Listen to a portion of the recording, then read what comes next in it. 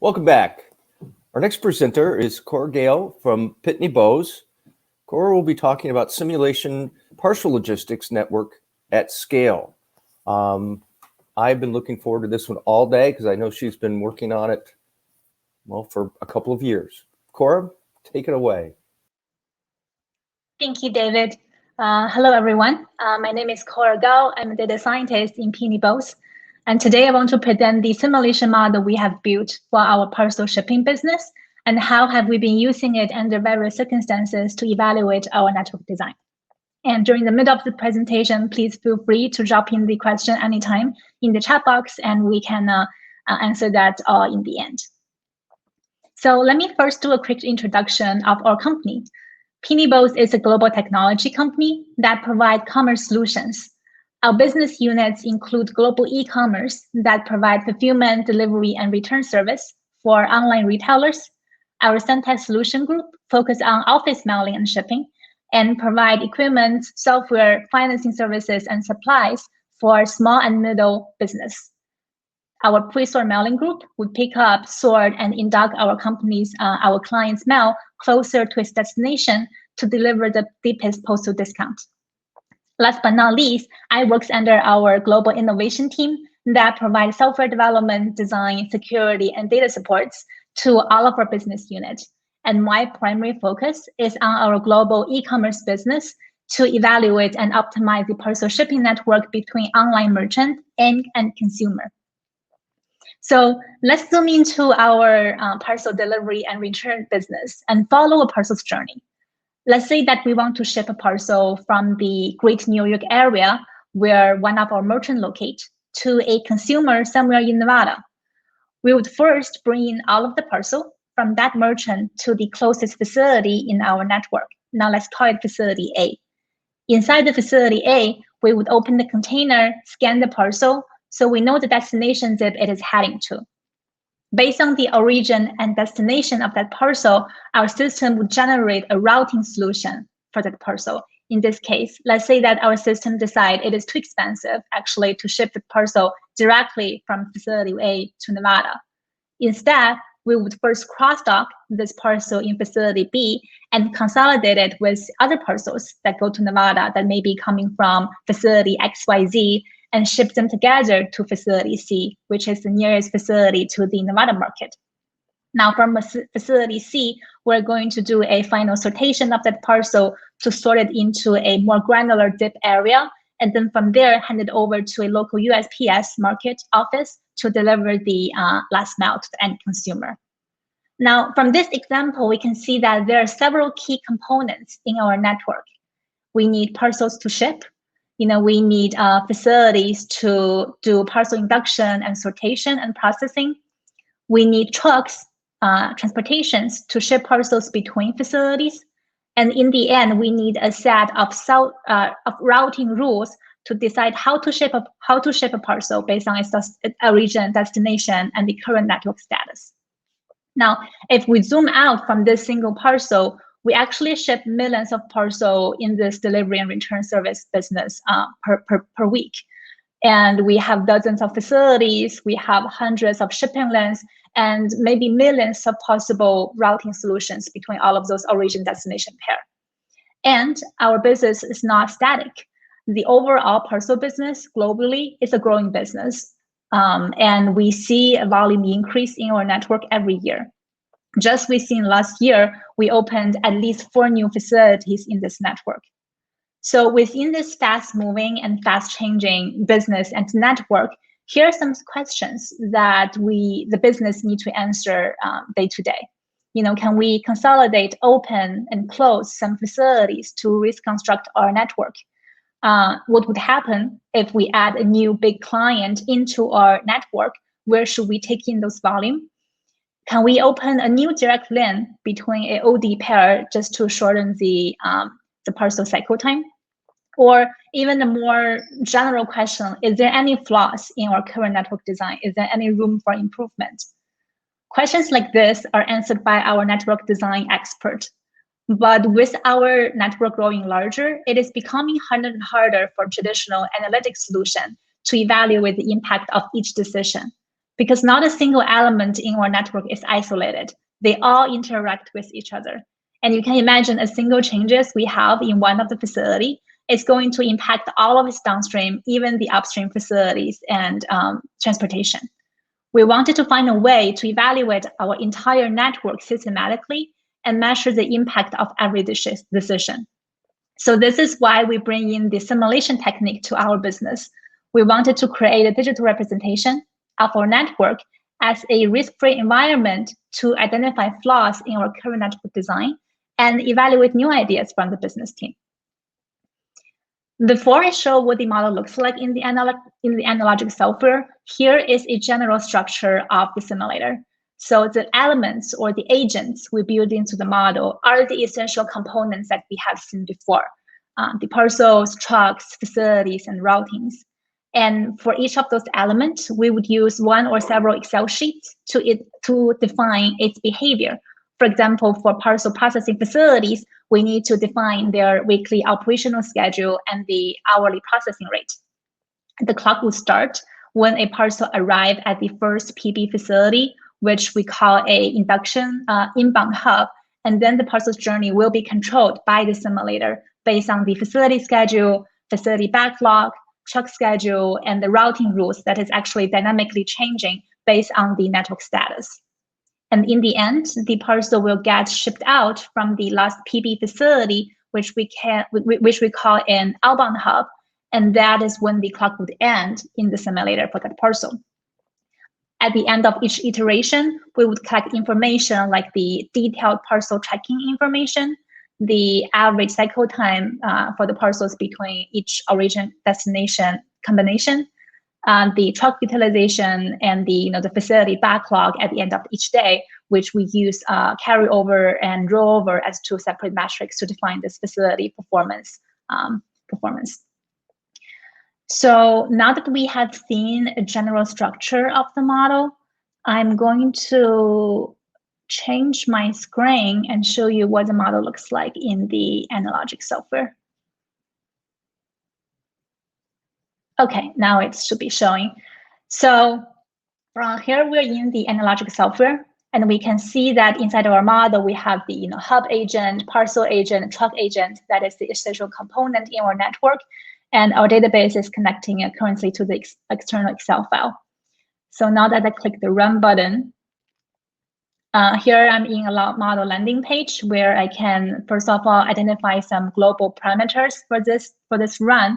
For example, the box I'm checking here would allow the model to generate ad hoc trucks on top of the regular scheduled trucks if the model see any of the facilities having a huge backlog issue in any of the time. And the bottom part of this landing page allows me to check which input Excel file to update before this run. Now that I click the Run button, so here the yellow houses here represent our facilities. Now it's not the actual location of the facility, but it's the idea of what the model looks like. And we can see trucks going from one facility to another with maybe a little bit too small to see, but with some label on it to show, like to say this is where that truck is coming from, where it's going to, and how many parcels it's currently carrying on this truck. Now, if I click into one of the facility, and let's see what the inside facility looks like. So inside this facility, we see all these logic blocks control the facility operation process. The parcel enter from one end of the facility and goes through different paths of this process based on different type of the parcel. And we can see that those green and red button here, those are whole blocks that control the facility operational hour, like when the facility open, when they start, the start and end time of each shift, and the cutoff time. So all of those are controlled by those button here. And the open and close of this button is controlled by a set of dynamic events, which are scheduled based on the input Excel sheet we feed into the model to define the facility operation schedule. Now let's zoom out, and this time maybe let's look into one of the truck. All right, so now inside the truck, we can see right now this truck have 360 Parcel agents on it. This number is low because we are using synthetic data behind this demo, but we can see some detailed information for this truck. Where is the departure facility, what is the arrival facility, when it departs, and how long it needs to spend on the road. Those information we can see inside this truck, and those information we'll also collect at the end of every run, every iteration. Now, while the model is still running, I'm printing out some information on the right-hand side here that is showing by the end of each day how many parcels the model have been shipped out. Now, once all of the parcels I feed into the model are shipped out, this iteration will automatically end. And by the end of each iteration, I will output the parcel tracking information. And this tracking information is very detailed in terms of it shows the exact timestamp when the parcel visits every stop of the facility, every stop in this journey, like when it enters, when it gets processed, when it gets shipped out. All of those timestamps we are recording here. And the reason why we want to get this granularity of output is because those general metrics that we have, for example, the average cycle time, facility performance, truck utilization, those are good indicators of how our network is performing in the whole.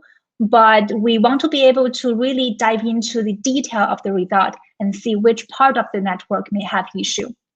We want to know, for example, this part of 100 parcels cannot catch that truck that's departing from facility A on a Friday, 5 p.m. And there's some misalignment between that truck departure time and the facility operation hour. We want to go into that level of granularity to be able to provide action items to the business team. All right, now that we have seen the model, let me reshare my presentation. And here we go. All right, so why did we choose AnyLogic? AnyLogic has pre-built libraries with all of those different logic blocks that help me quickly build the first version of the model just within several weeks. And with the model getting more and more complicated, I'm able to write the customized Java code to build in any type of logic that is specific to our business. By the end of the day, every business, every logic is different. The visualization and map API function of AnyLogic allow me to easily explain the concept of this model and the concept of simulation to our senior stakeholders. And imagine AnyLogic model is easy to scale. If I want to add a new facility, a new line haul to this network, I just need to add them in the Excel sheet as one line of the row, and then everything in the model will get automatically updated. So I don't need to rewrite everything every time we have some new structure in the network. The ability to share the AnyLogic software as a standalone Java application allow us to easily share this model with the end user, and also be able to build in the AnyLogic model to any of the existing supply chain design system we already have in Pitney Bowes. And last but not least, AnyLogic have a great support team.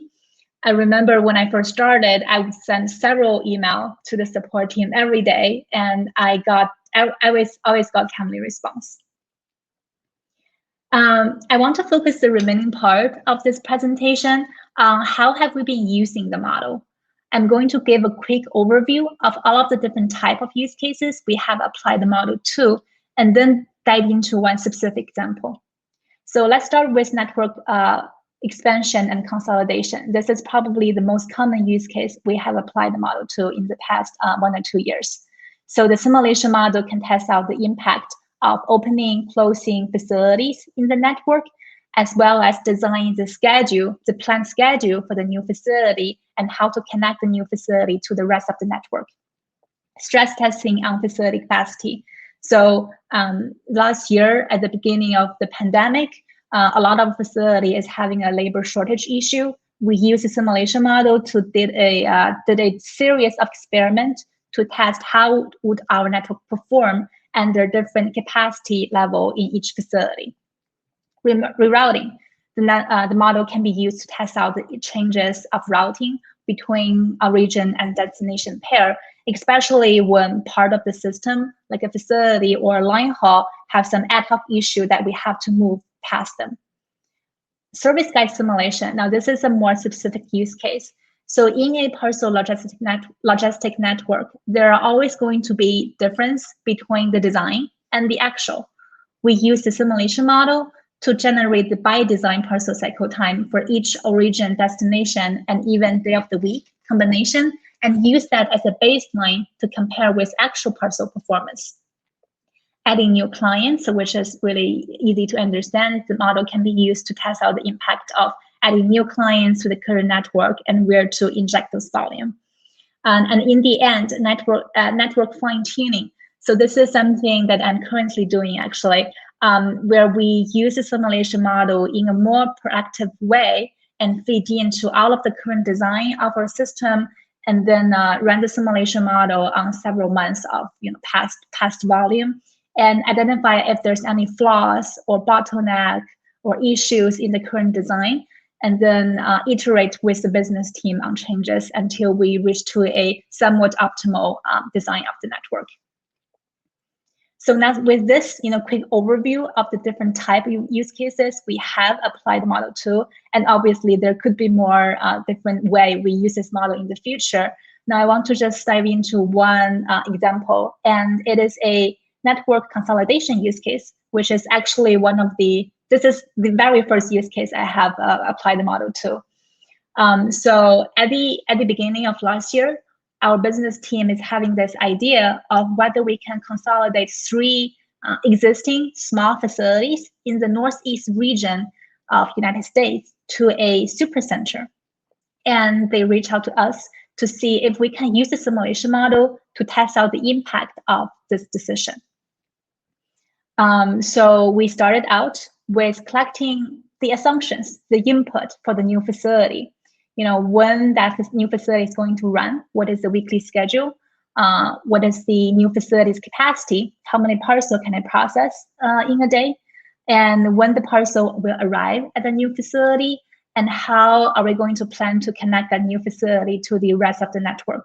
So with those initial assumptions available, and then we would feed in 1 to 2 months of the actual historical volume into the simulation, and ran a before scenario with the 3 Northeast facility and a after scenario with the new supercenter. And then just simply compare the difference before and after. We find out that after the consolidation, several of the metrics we care about improved. We see a 10% decrease in the average cycle hours for the parcel that visit the Northeast region of the United States. In terms of facility backlogs, we see a 100% decrease and 70% decrease on the rollover and carryover matrix. And in the end, we also see an overall 8% decrease on the number of interfacility trucks we need in that network, which is easy to understand because with that new supercenter, we are eliminating some of the interfacility transportation within that Northeast region. And then we took this experiment one step further to test out how many capacity do we really need for that new supercenter. We don't want to overplan. We don't want to underplan the capacity, but we also don't want to overplan it. So we did a parameter variation experiment in the AnyLogic software to hold every other parameter as constant and just changing the throughput rate of that new supercenter, and observe the metric we care about, like the parcel cycle time, rollover, and carryover of the facilities under each threshold throughput level.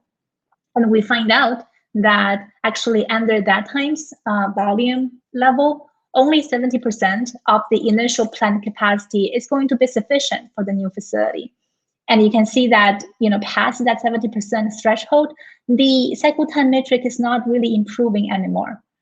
But of course, since right now we are seeing the volume growing every day, having some buffer in the facility capacity might be a good idea. So at the end of this presentation, I want to spend this slide on envision the future of the model we have already built. So currently, we're only using this model to evaluate network design. And our business is having this vision that whether in one day, we can use this model as a real-time alerting and decision support tool. in which it's kind of like an idea of digital twin. So we run the model every day or even every hour, and then feed in the current status of the network, the future volume forecast. Am I still audible? Should be. The future volume forecast, and also the planned schedule and resources. Sorry about this. Planned schedule and resources we're planning for the next several days. And then once we feed in all of this information into the simulation model, we would run the simulation for the next couple of days, and then observe from the output, like whether we need a actual shift, or whether we need actual labor for any of the facilities. If we see the simulation model generating ad hoc truck, can we generate them a little bit earlier so that we can save on cost? And also, if we see any of the network part becoming a backlog in the near future, can we reroute some of these parcels just to accelerate the model parcel cycle time? So currently, there's still some gap between where we are now and when we can reach this real-time status. But if we can run the model in this way, it will allow our network to perform more proactively, react even before the problem occurs, and provide better service to our clients. So that is the end of my presentation. Thank you so much for listening, and all questions are welcomed.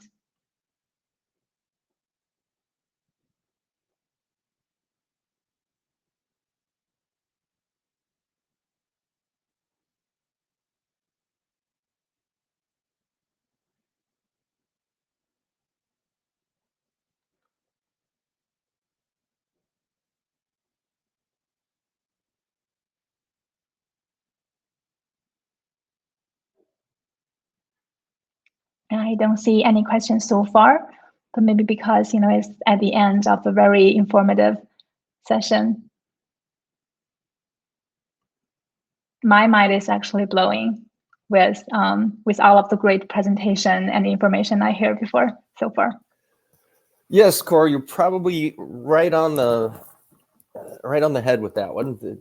It does get harder to ask a lot of questions towards the very end. I know I mentioned to my team, I'm getting more and more tongue-tied as the day has progressed, but thank you. It was an excellent presentation, and it's, for me personally, been a pleasure working with you and the entire Pitney Bowes team the last few years, and it's really been fun watching you become the expert modeler that you are today. Oh, I actually see. Yes, there, one came through. Yeah. So in terms of transportation costs, did the model support transporting the parcels through intermediate hubs, or is part of the future work? So right now we are considering transportation costs, and we are considering as a because we use truckload on the interfacility side of our network. So for every digital truck we feed into the model, we have a cost associated with it. A quick peek. Oh, okay.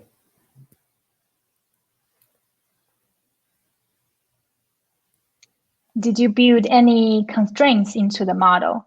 Now, the definition of constraint in the simulation model might be different in AnyLogic, in a optimization model, but we are considering a lot of the actual business rule inside this model.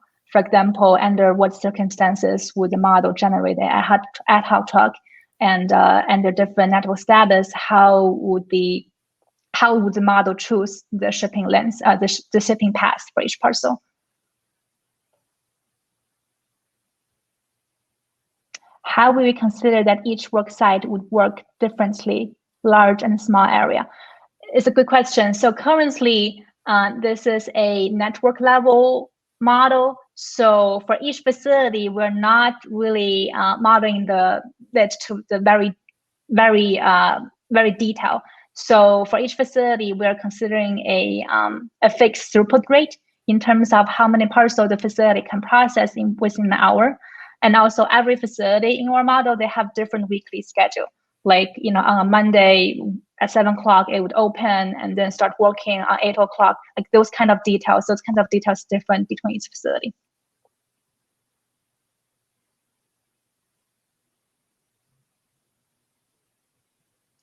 Is this a large-scale linear programming type of model?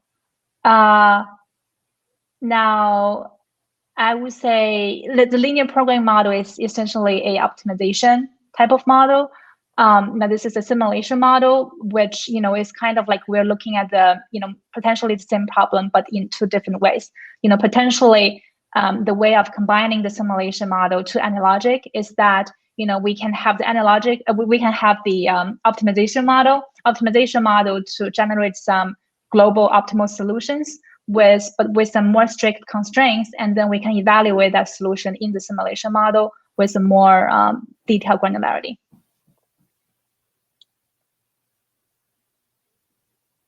All right, thank you, Alex. And again, thank you, Cora. This is the, you can ask more Cora, you can ask Cora more questions, again, by clicking on her profile. You can contact her directly. And this is the last presentation on this stream. Please go back to the home menu for the last workshop with our Managing Director, John Yednek, and our AI expert, Tyler Wolf Adam. Thank you very much. Hope you've enjoyed the show. It's been a great production, and I think everything went smoothly on our end. So thanks again.